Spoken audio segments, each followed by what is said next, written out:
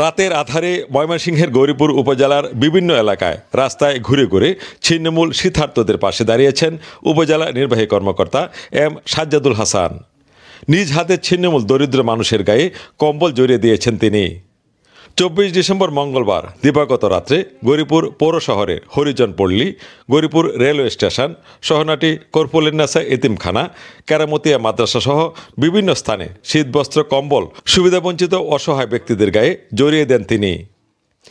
সরজমিনে দেখা যায় কনকনে শীতে চরম দুর্ভোগে রয়েছেন গৌরীপুর উপজেলার অনেক অসহায় গরিব দুঃখী শীতার্ত মানুষ।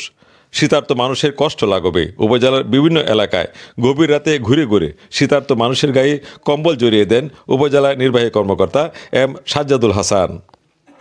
কনকনে শীতের মধ্যে হঠাৎ যখন গায়ে শীতবস্ত্র কম্বল দেখে ছিন্নমূল দুস্থ অসহায় মানুষেরা আবেগে আপ্লুত হয়ে পড়েন। অনেকেই কম্বল পেয়ে আবেগে উচ্ছ্বাস প্রকাশ করেন।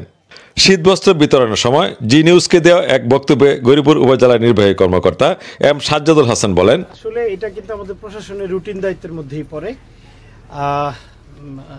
আমরা যে বরাদ্দটা পেয়েছি মোট 1456টা কম্বল আমরা বরাদ্দ পেয়েছি বিভিন্ন এন্ড থেকে। সরকার আমাদেরকে দিয়েছে। আমরা বিভিন্ন ইউনিয়ন পর্যায়েও কিছু বিতরণ করে দিয়েছি, যারা এটা আমাদের যারা চেয়ারম্যান কিংবা প্যানেল চেয়ারম্যান যারা দায়িত্বপ্রাপ্ত প্রশাসক আছে তাদের মাধ্যমে বিতরণ করা হবে। আর আমরা আজকে এখানে এসেছিলাম যে বিশেষ করে রাতের বেলা বের হওয়ার উদ্দেশ্য হচ্ছে যে আসলে রাতেই প্রকৃত চিত্রটা বোঝা যায় যে মানুষজন কে কিভাবে আছে, কষ্ট করছে, শীতবস্ত্র আছে কি না আছে। আমরা দুইটা প্রতিষ্ঠানে দিয়েছি, দুইটা এতিমখানাতে গিয়েছিলাম এবং হচ্ছে আবার এখানে রেল স্টেশনেও দিয়েছি। আবার হচ্ছে এখানে একটা হরিজনের যে পল্লী আছে সেই হরিজন পল্লীতেও আমরা শীতবস্ত্র বিতরণ করেছি। আমরা এটা অব্যাহত থাকবে এবং আমরা যতটুকু প্রশাসনের পক্ষ থেকে তথা বাংলাদেশ সরকারের পক্ষ থেকে আমরা এটা যথাসাধ্য চেষ্টা করে যাব যে আমাদের শীতার্ত যে মানুষ রয়েছে, বিশেষ করে দুস্থ মানুষ যারা রয়েছে তাদের পাশে দাঁড়ানো। ধন্যবাদ।